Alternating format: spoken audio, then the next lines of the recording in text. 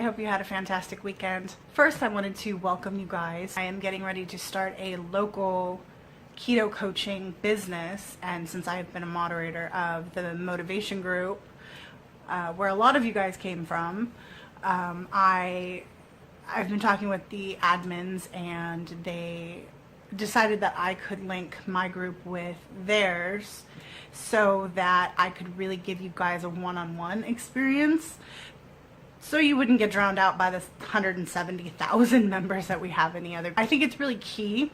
I know when I started the group had about 7,000 members, and it was more tailored to really helping people get started, and so I kind of want to do the same thing for the members of this group. I kind of want to tailor it more to you guys and getting started. So one of the things that I really wanted to do for the members of this group is do question and answers. A lot of the time I'm finding that members will ask questions and they'll get responses, but the correct responses will then be kind of washed out by incorrect responses, or people start arguing back and forth, and everyone has an opinion. So I wanted to make sure that you guys had the correct information, and then this seemed kind of like the simplest way to do it. That way I can kind of get to everybody. As of right now, because the group is small, I will be doing all of the answering, so I should be able to get to you guys really quickly. Please keep in mind, I am a nutritionist, not a doctor. Okay, so no medical advice will be given.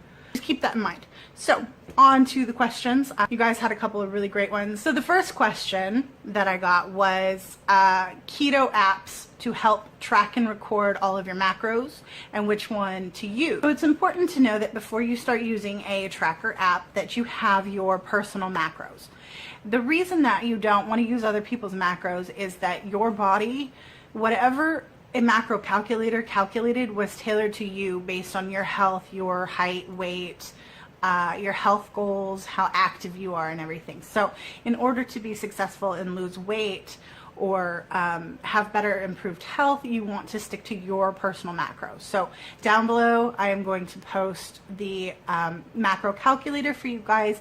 It's also in the macros video, and make sure that you have those numbers. So once you have those numbers, then you can go and get your tracker app. You can go to the Google App Store. I'm not too sure that's the one I have. I have an Android, so that's the one that we use. But whatever you have, whatever store that you can go to get different apps. There are tons and tons of free ones. Don't feel like you have to pay premium prices, because that's just not the case unless you want to. I am personally using Carb Manager. Other people use MyFitnessPal. There's Sensa. There's a whole bunch of different ones out there. Right now, I would personally recommend Carb Manager. It's super simple.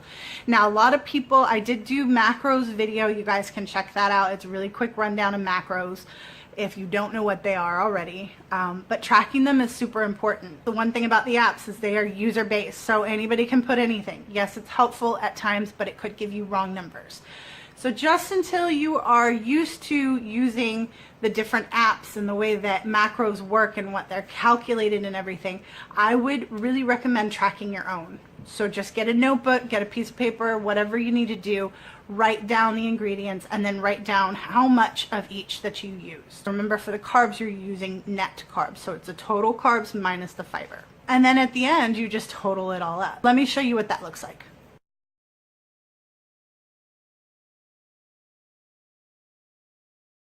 So that number is what you're going to want to input into your tracker. All right, the second question today is strawberries. Are they okay? Some people say yes, some people say no, and also, is watermelon okay? The simple answer is berries are okay on keto in moderation.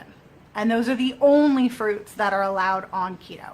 The reason being, fruit has very, very high amounts of natural sugar as well as fructose. Now, fructose, you kind of want to stay away from as much as possible because it will raise your blood sugar and spike your insulin.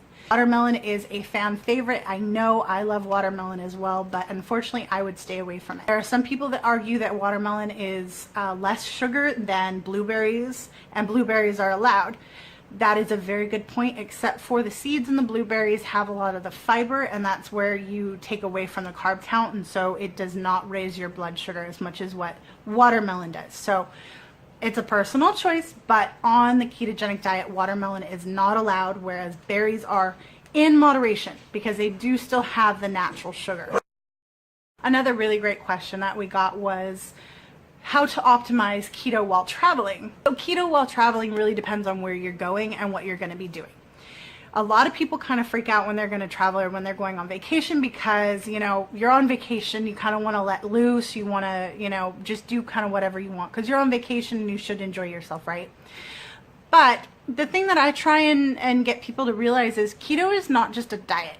It's a lifestyle. It's a choice. If you're serious about staying on keto while you're on vacation or while you're traveling, research first. See where you're going. See what kind of foods they offer. And then that way you can kind of have it in the back of your mind. Hey, I'm going here. They're going to offer this kind of food. This is my option. Opt out of fried foods, rice, breads, pastas, that type of thing, and substitute them for fresh steamed vegetables. That's always a good choice. You can normally get a burger lettuce wrapped anywhere in the world. There are options out there. As far as snacks go, you want to look for things like string cheese, full fat Greek yogurt that's plain, nuts, pork rinds, protein packs. Protein packs now at the store are, they have meat and cheese and nuts in them. P3 is the one that I actually just found. Just be cautious of the prepackaged foods because they do sometimes contain things like cornstarch and different ingredients that are not really keto friendly. Do the best that you can, really research where you're going, and then that way you can make the best decision. If you have any questions about where you're going or you want recommendations based on where you're going, please feel free to post them in the group and we can take a look at it and we can kind of help you make the best decision. So that will do it for this first Q&A. If you guys have any other questions, please let me know. I really want to make sure that you guys are covered. So any questions you guys have, please post them on the page, comment, and keto on.